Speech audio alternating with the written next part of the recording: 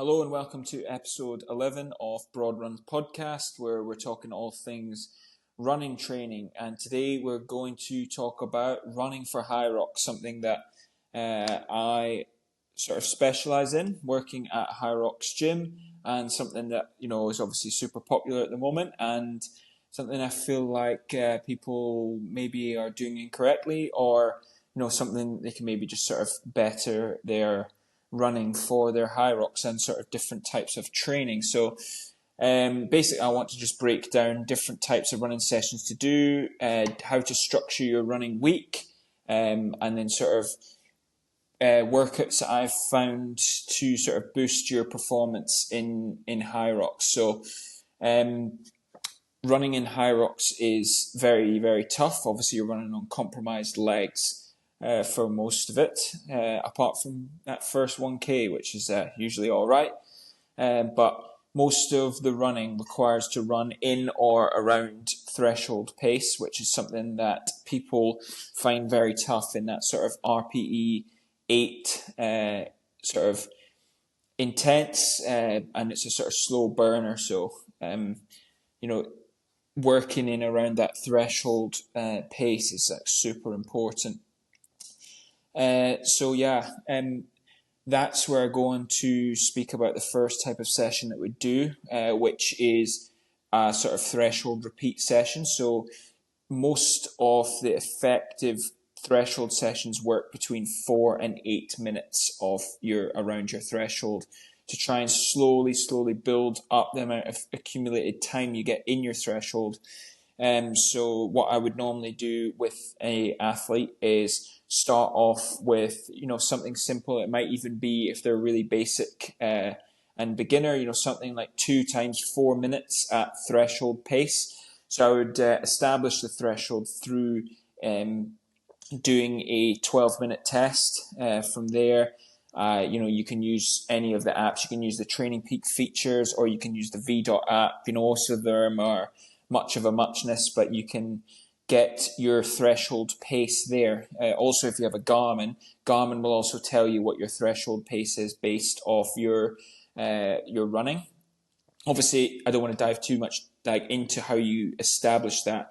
If you would like to know more about how you actually establish it, you can just reach out to me, and I'm happy to go into it a bit more. And perhaps we'll do another episode on that kind of thing. But you want to try and run around, say, two reps of 4 minutes at your threshold with a good warm-up and cool down.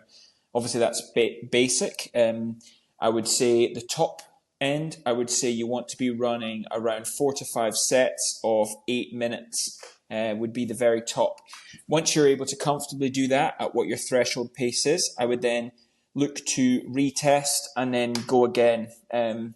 Sort of retest. Hopefully you've got your newfound threshold off your new testing, and then you'll be able to start again building up. So this is something I do with my clients. I also do this with myself when I'm training. So for example, I'm in a sort of week 5 of an 8-week block. So I will do say I started a bit higher. So I started at 4 times 4 minutes, and then I did 3 times 6 minutes, and then I did 5 times 4 minutes, and then I did 3 times 7 minutes. And you can sort of see what I'm doing here. I'm just slowly adding up the amount of cumulative time that I'm spending in around that threshold. And then yesterday's session I did 6 times 4 minutes, and then next week's session will be 4 times 8 minutes, which will be the top set. And then I will look to retest. Obviously, you can do 4 times 8 minutes, or you can do 8 minutes, 8 times 4, and then you can sort of just the cumulative time will still be the same, but obviously doing the 4 times 8 is a lot more difficult. But providing that you've set the threshold at the correct standard, you should be able to definitely comfortably get and hold that effort, because it's not going to be so hard that it really, really is tough. Apologies. And that's what I would do, and a sort of simple breakdown of what the session would look like. So something else that gets massively missed for probably 80% of Hyrox athletes is the absolute distinct lack of an aerobic base. most of the time people come to Hyrox from a gym-based background, or maybe even more recently, a lot of people I've seen come across will come from like a CrossFit background.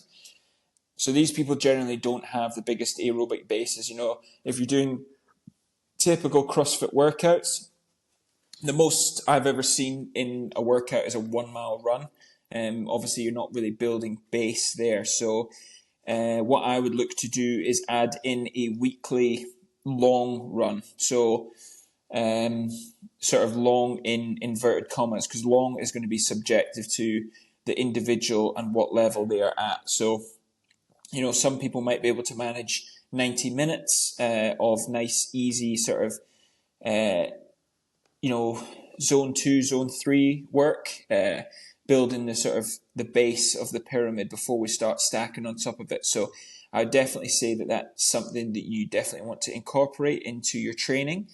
And then, that's, a pretty good starting point. I would say that for the typical Hyrox athlete, I would say the more you run, the better. The run is basically 60% of the entire workout.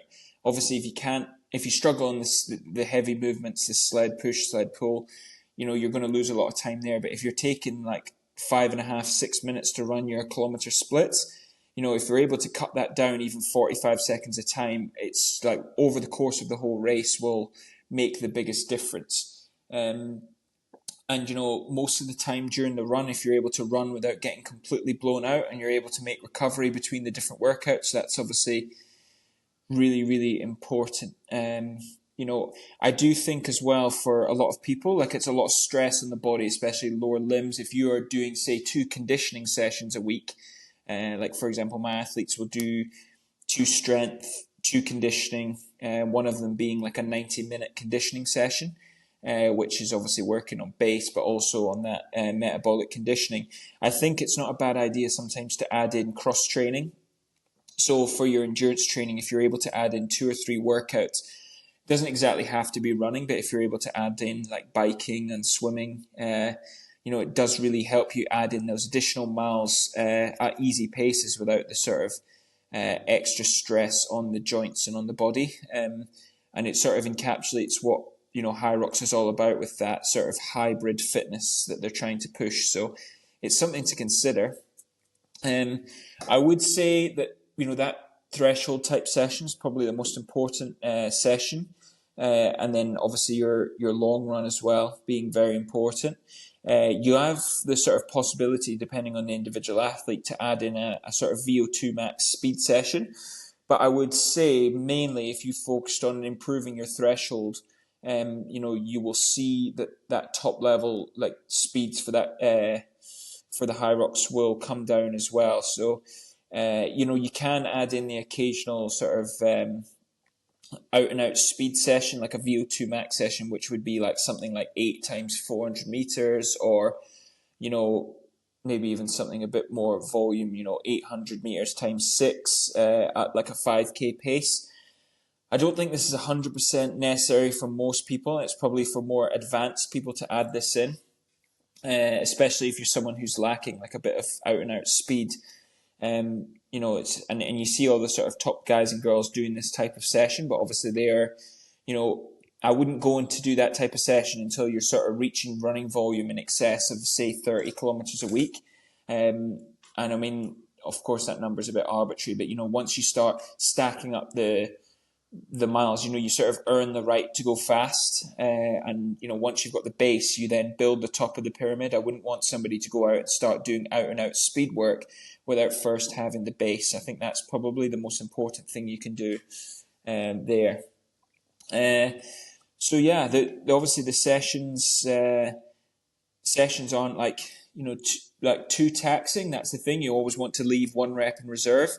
And sort of be honest with yourself about where you are and about where your threshold is. So if you're honest with it going in, then that's a good thing to be. If you work at say slightly less than what your threshold is, you're not going to get less fit. So if you're somebody who's doing like a 20-minute 5k and your threshold pace is around like 440, 450. If you run them at, like, say, just a bit slower than that, you're not going to get you're not going to get worse. You're still going to sort of make improvements and sort of build the body's ability to sort of do lactate clearance and lactate tolerance as you're working. So that's basically what I'm working with my athletes. Obviously, if you're somebody who looks to get sort of hybrid programming, or you're sort of doing your own Hyrox programming and your own running programming, always sort of happy for you to drop me a message on here, on Instagram, and sort of happy to have a chat about how we can help you get a bit better. So it's definitely an exciting space.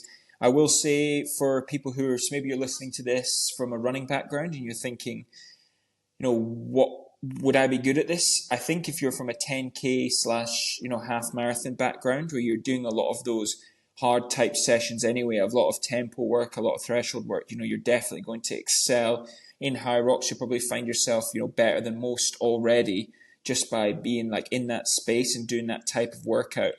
Especially if you come with a large base, you'll be laughing. So I would say, if you've never done it before, in your off season, give it a try. Runners often neglect their strength, and Hyrox is a perfect blend of sort of running and also of strength stuff too. So it's predominantly a running race, and the fastest runners often win. So something to think about and add into your sort of your race calendar. It's definitely not going to make you a worse runner. So runners who are out there thinking, well, I don't want to get too big and bulky, I really, really doubt that you will. So so give it a go. Obviously, if you like the idea of any of the workouts, then just let me know, and I'd be happy to hear sort of any feedback of anybody who's getting out there and doing it. So thanks very much for listening, and I'll see you on the next one.